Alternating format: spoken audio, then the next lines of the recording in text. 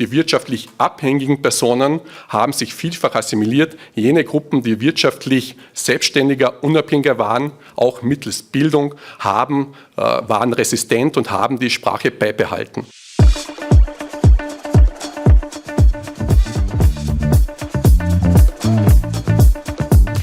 Drage Dame in Gospodje, sehr geehrte Damen und Herren, prav lepo dobrodošli tle pri Mohvarevi na tej naši že tradicionalni konferenci Gemeinsam skupno. Jaz bi pozdravil sledeče častne goste in prosim potem za skupni aplavz na koncu. Med nami je gospa Vesna Humar, državna sekretarka Republike Slovenije na Uradu za Slovence v zamejstvu in po svetu. Med nami je tudi, bei uns ist auch Magister Elisabeth Ellison-Kramer, Botschafterin der Republik Österreich in Slowenien. Ebenfalls unter uns ist Dr. Konrad Bühler, der bisherige Leiter des Völkerrechtsbüros im Bundesministerium für Äußeres und künftige österreichische Botschafter in Slowenien. Ebenfalls tudi med nami je poslanka Državnega zbora, diplomirana inženirka Olga Voglauer. Auch unter uns Nationalratsabgeordneter Magister Peter Weidinger. Dann ebenfalls bei uns Landtagsabgeordneter Josef Offner, Landesamtsdirektor Stellvertreter Dr. Markus Maček, Volksgruppenbüroleiter Magister Peter Karpf, Občinski odbornik, Gemeinderat Magister Alois Dolina in Vertretung von Bürgermeister Scheider, komercialni svetnik Benjamin Vakonik je med nami, hvala za kooperacijo v okviru te konference. Tudi med nami predsednik enotne liste Gabriel Hribar, der predsednik Narodnega sveta koroških Slovencev Zdravko Insko, za Koroško cerkev vodja dušno-pastirskega urada Andrej Lampichler und auch unter uns der Geschäftsführer der Babik Kärnten, Magister Markus Hornböck. In kot že rečeno, prav lepo dobrodošli tudi vse šolarke, vsi šolari teh treh omenjenih šol. Prosim se za skupni aplavz.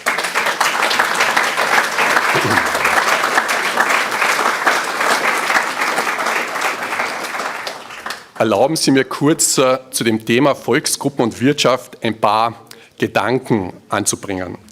Der bekannte Kärntner Historiker Martin Wutte publizierte bereits im Jahr 1906 in der Kärntner Karinte in der Zeitschrift, er machte damals eigentlich eine Analyse, wie viele Kärntner Slowenen gibt es in Kärnten und wo leben diese. Und er stellte unter anderem fest: Fragen wir nun nach der Ursache der Zunahme der deutschen Umgangssprache, so gibt uns der Charakter der Gegenden, wo eine solche Zunahme zu bemerken ist, selbst Aufschluss.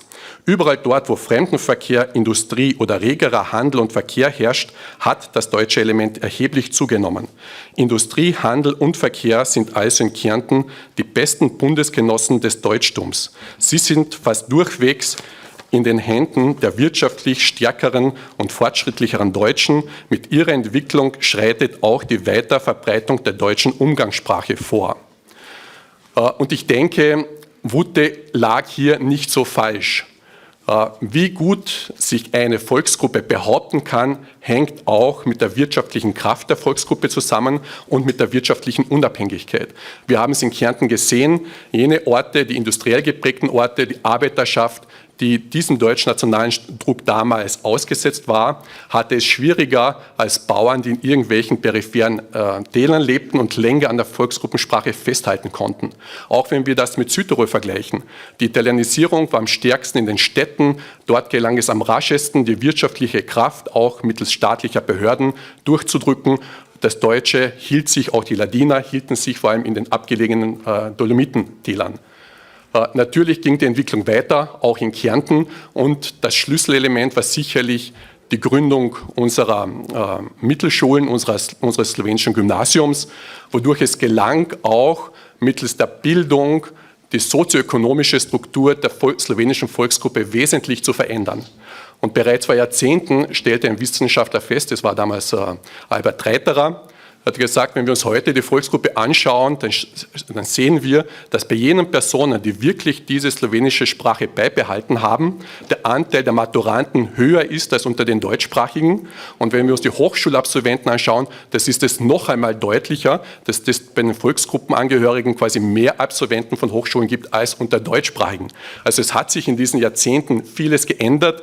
Die wirtschaftlich abhängigen Personen haben sich vielfach assimiliert. Jene Gruppen, die wirtschaftlich wirklich selbstständiger, unabhängiger waren, auch mittels Bildung waren resistent und haben die Sprache beibehalten.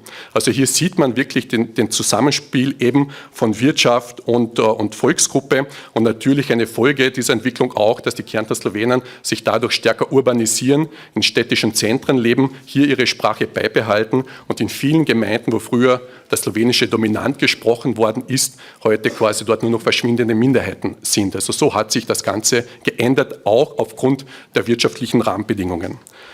Und noch eine weitere Anmerkung zur Wirtschaft und Volksgruppe. Es gibt ja Volksgruppenkonflikte in vielen europäischen Regionen. Hier ist der Kärnten kein Einzelfall oder war kein Einzelfall. Überall dort, wo es latente Spannungen gibt, Konflikte gibt, hemmt dies auch die wirtschaftliche Entwicklung. Dort, wo solche Konflikte gelöst werden, eine zweisprachige Region zur eigenen Zweisprachigkeit steht, dort fördert dies auch die wirtschaftliche Entwicklung der Region. Wir sehen das in Südtirol, wo das gelungen ist. Wir sehen es im Baskenland, wo es lange Zeit eine schwierige Geschichte gab.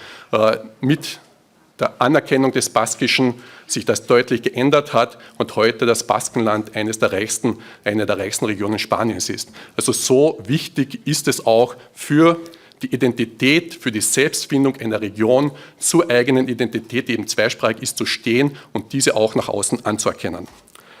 Za gospodarski razvoj obmejnega območja je pa seveda zelo pomembna tudi prehodnost meja.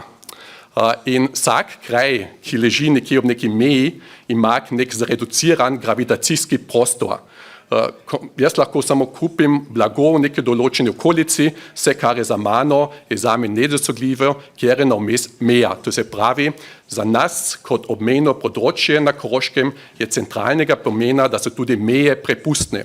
Zato je bil seveda vstop Slovenije v Evropsko unijo zelo pomemben in tudi dejstvo, da sta obe državi, Slovenija in Avstrija, v Schengenu, je zelo pomembno. Zapiranje mej je kontraproduktivno in otežkoča čezmejno izmenjavo in ne koristi obmejnemu področju. Zato je pravilno, da če imamo nek šengenski prostor, da se meje kontrolirajo zunaj in ne notranje meje tega prostora. To je tudi nek apel in tisti, ki se s tem strinjate, imate zadnji tudi možnost, da to podpišete. To je taka splošna formulacija, da je pač treba kontrolirati zunanje meje, ne pa notranjih meja. Na zadnje bi se še zahvalil pri številnih podpornikih te konference, to so Urad zvezdnega kanclerja, Biro za slovensko narodno skupnost deželne vlade, Urad Republike Slovenije za Slovence v zamejstvu in po svetu, regija Trentino-Südtirol ter tudi mesto Celovec. Prav lepa hvala tudi celotnemu projektnemu timu, Gerhard Hafner, Heinrich Neisser, Jürgen Pirker, Günter Rautz, Katrin Steiner-Hemmerle in tudi Marta Stocker. Posebna zahvala pa tudi še Romanu Robleku, ki je tudi del tega tima in ki je kot organizacijski vodja spremljal priprave te konference in tudi hvala celotni ekipi pri Mohorjevi družbi. V tem smislu vam želim lepo konferenco. Ich wünsche Ihnen alle eine spannende und angenehme Konferenz. Hvala lepa.